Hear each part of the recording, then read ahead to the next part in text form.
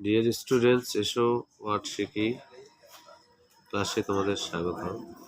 আজকে কিছু ওয়ার্ড নিয়ে এসেছি তোমাদের মাঝে। এগুলো পরিচিত ওয়ার্ড, কিন্তু অনেক সময় ভুল করা হয়, সেজন্য নিয়ে আসা হয়েছে। দেখো, সেম মানে একই। সেম মানে একই।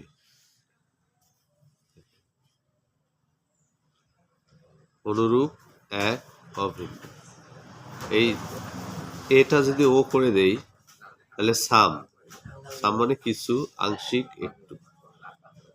আবার দেখো, সামের সাথে টাইম যদি দেই আমরা যুক্ত করে, সাম টাইম, একদা, পূর্বে, ভূপূর্ব।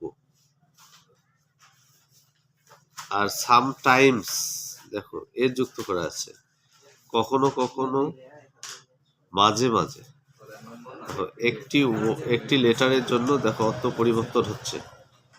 এখানেও দেখো এর জায়গাত ও বসাচ্ছি, এখানে শেষে একটা শুধু এর যুক্ত করেছি, অর্থ পরিবর্তন হয়ে গেছে।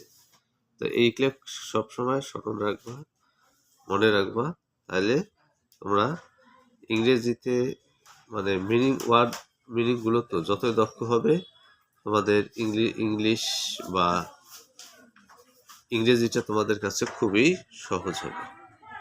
আজ এই পর্যন্ত। ভালো থাকো, সুস্থ থাকো, নিয়মিত ক্লাসগুলো দেখো এবং পারলে এলা লিপিবদ্ধ করে রাখো, অথবা যারা স্মার্টফোনে যদি দেখো স্মার্টফোনে সেভ করে রাখতে পারো। আজ এই পর্যন্ত।